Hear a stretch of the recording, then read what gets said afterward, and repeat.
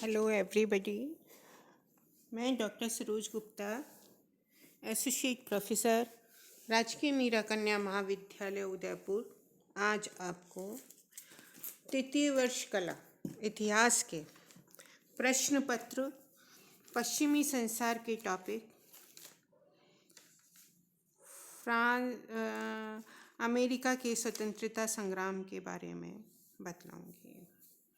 पुराने वीडियोज़ में मैं आपको अमेरिका में किस प्रकार से इंग्लैंड ने अपने उपनिवेश स्थापित किए और क्रांति के कारण क्या थे, उनके बारे में विस्तृत रूप से बतला चुकी हूँ। फॉर एग्ज़ाम्पल, क्रांति के कारणों में मैंने आपको अभिव्यक्ति तथा सिद्धांतों का संघर्ष में अमेरिकनों में आत्मविश्वास एवं महत्वाकांक्षा की उभरती हुई भावनाएं, रूढ़िवादी अंग्रेजी समाज तथा उदारवादी अमेरिकी समाज में टकराव, दोषपूर्ण अंग्रेजी प्रशासन नीतियां और निरंकुशता, दोषपूर्ण अंग्रेजी शासन, इंग्लैंड की वाणिज्यवादी नीति का विरोध जिसमें उनके नौ संचालन कानून, व्यापारिक अधिनियम, औद्योगिक अधिनियम इत्यादि का उपनिवेशों के द्वारा विरोध किया गया। जॉर्ज तृतीय के शासनकाल में व्यापारिक अधिनियमों का पालन कराने के लिए इंग्लैंड की सरकार के द्वारा कुछ कठोर कदम उठाए गए, जिसके बारे में मैंने आपसे चर्चा की है। इसके अलावा हमने पाया कि इंग्लैंड की पार्लियामेंट के उपनिवेशों पर अधिकारों के बारे में काफ़ी मतभेद थे। सुरक्षा के लिए किए गए व्यय के भार में भी मतभेद थे। दार्शनिक विवेचना का अमेरिकनों पर बहुत ज़्यादा प्रभाव पड़ा, जिसने अमेरिका में क्रांति को बढ़ावा देने में योगदान दिया। बौद्धिक चेतना का विकास हुआ। कुछ ऐसी परिस्थितियां थीं जिनके कारण अमेरिकी स्वतंत्रता संग्राम अवश्यंभावी हो गया था, जैसे सप्तवर्षीय युद्ध का प्रारंभ होना, पश्चिमी क्षेत्रों में विस्तार पर प्रतिबंध, तस्कर व्यापार को रोकने का प्रयास करना और अमेरिका में फ्रांस के भय से मुक्त होना, जॉर्ज तृतीय की स्वेच्छाचारिता की नीति, रॉकिंगम की घोषणा, वित्त मंत्री टाउनशेंड की कर योजना और सबसे महत्वपूर्ण बोस्टन हत्याकांड। उसके पश्चात मैंने आपको बताया कि लॉर्ड नॉर्थ की नीति और उसके समय में पारित दमनकारी कानून तत्कालीन कारण बन गए अमेरिका के स्वतंत्रता संग्राम के होने में। इसके पश्चात बोस्टन टी पार्टी की घटना हुई। बोस्टन टी पार्टी की घटना मैं आपको विवेचना कर चुकी हूँ कि किस प्रकार से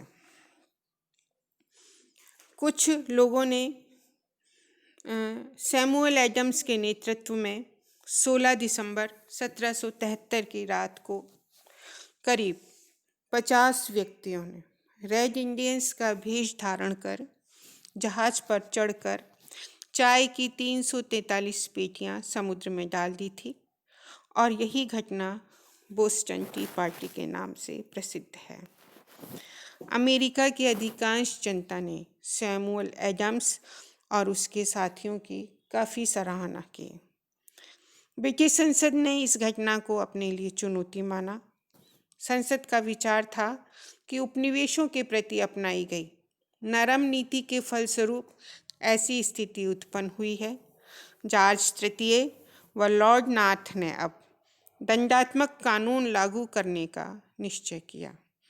इसके लिए उन्होंने 5 अग्रलिखित अधिनियम पारित किए। ये अधिनियम थे बोस्टन पोर्ट बिल। इसके अनुसार बोस्टन का बंदरगाह उस समय तक के लिए बंद कर दिया गया जब तक कि नष्ट की गई चाय की क्षतिपूर्ति ना की जाए। सेकंड था मैसाचुसेट्स अधिनियम। इसके अनुसार वहाँ के गवर्नर की शक्तियाँ बढ़ाई गईं। अब इस प्रदेश के गवर्नर के परामर्शदाता की नियुक्ति उपनिवेशवासियों के स्थान पर सम्राट के द्वारा किया जाना निश्चित किया गया। नेक्स्ट पॉइंट था न्याय प्रशासन अधिनियम या जस्टिस एडमिनिस्ट्रेशन एक्ट। इसके अनुसार अंग्रेज अधिकारियों को यह सुविधा दी गई कि दंगों को दबाने में हत्या आदि से उत्पन्न मुकदमों को अमेरिकी न्यायालयों से इंग्लैंड या अन्य उपनिवेशों में स्थानांतरित किया जाए। फोर्थ अधिनियम जो पारित किया गया वो था मैसाचुसेट्स क्वार्टरिंग अधिनियम। मैसाचुसेट्स के किसी भी नगर में सेना रखना इस अधिनियम के द्वारा वैध माना गया। ब्रिटिश सैनिकों के ठहरने के लिए समुचित आवास की व्यवस्था का भार स्थानीय अधिकारियों पर डाल दिया गया। और लास्ट अधिनियम जो पारित हुआ वो था क्यूबेक अधिनियम। कनाडा के क्यूबेक प्रदेश में रहने वाले कैथोलिकों को धार्मिक स्वतंत्रता का अधिकार दिया गया। क्यूबेक की सीमा ओहियो नदी तक बढ़ा दी गई। पश्चिमी क्षेत्र के शासन प्रबंध के लिए एक वायसराय की नियुक्ति की गई। इन सब अधिनियमों का विरोध किया गया। सबसे अधिक आलोचना क्यूबेक अधिनियम की हुई। अमेरिकी प्रोटेस्टेंटों ने धार्मिक और आर्थिक कारणों से इस पर आपत्ति की। उन्हें यह आशंका हुई कि क्यूबेक के सीमा प्रसार से मैसाचुसेट्स, कनेक्टिकट और वर्जीनिया के पश्चिमी क्षेत्र की भूमि पर अधिकार होने की संभावनाएं समाप्त हो जाएंगी। उन्होंने इस अधिनियम का वास्तविक उद्देश्य फ्रांसीसियों का सहयोग प्राप्त करना माना। इंग्लैंड के कुछ वरिष्ठ राजनीतिज्ञों रॉकिंघम, विलियम पिट आदि ने भी इन कानूनों का विरोध किया, किंतु जॉर्ज तृतीय ने किसी की भी नहीं सुनी। नेक्स्ट पॉइंट है महाद्वीपीय कांग्रेस या कॉन्टिनेंटल कांग्रेस के अधिवेशन में इंग्लैंड की सर्वोच्चता को चुनौती दी गई। यद्यपि हम देखते हैं कि उपरोक्त कानूनों का मुख्य उद्देश्य मैसाचुसेट्स को दबाना था, किंतु अब इसके विरोध में सभी उपनिवेश उठ खड़े हुए। वर्जीनिया के नागरिकों ने सभी उपनिवेशों के प्रतिनिधियों का फिलाडेल्फिया में एक सम्मेलन बुलाया। जॉर्जिया को छोड़कर अन्य सभी उपनिवेशों ने अपने अपने प्रतिनिधि भेजे। इनमें से कुछ का चयन विधायक सभाओं और कुछ का स्वनिर्मित संस्थाओं ने किया। इन प्रतिनिधियों में मैसाचुसेट्स के जॉन एडम्स और सैमुअल एडम्स, वर्जीनिया के जॉर्ज वाशिंगटन और पैट्रिक हेनरी, दक्षिणी कैरोलिना के जॉन रूटलेज तथा क्रिस्टोफर गैडेस्टन, रॉड आइलैंड के स्टीफन हॉपकिंस, पेंसिल्वेनिया का जॉन डिकिंसन आदि प्रमुख थे। 5 सितंबर 1774 को विभिन्न क्षेत्रों के इन 56 प्रतिनिधियों का सम्मेलन आरंभ हो गया। इस महाद्वीपीय कांग्रेस के सदस्य 2 गुटों में विभक्त हो गए। एक दल की मान्यता थी कि अब शक्ति प्रयोग का समय आ गया है। इसके प्रमुख सदस्य John Adams, Samuel Adams, Patrick Henry और रिचार्ड ली थे। दूसरी ओर उदारवादी थे जो अभी भी समझौता करने के पक्ष में थे। इस कांग्रेस के आरंभ में उग्रवादियों को सफलता मिली, जबकि यह प्रस्ताव पारित किया गया कि दंडात्मक कानूनों के पालन करने से इनकार कर दिया जाना चाहिए।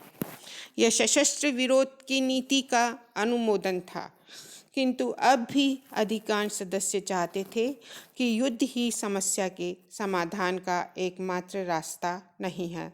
व्यापारिक बहिष्कार से इंग्लैंड को झुकाया जा सकता था, अतः यह निश्चित किया गया कि ब्रिटेन के साथ होने वाले सभी व्यापार को रोक दिया जाए।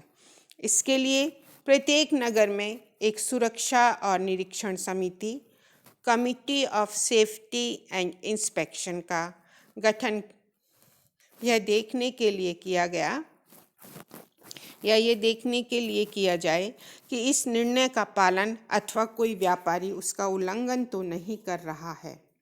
उदारवादियों को संतुष्ट रखने के लिए कांग्रेस ने एक अधिकारों और शिकायतों का घोषणा पत्र भी पारित किया, declaration of rights and grievances.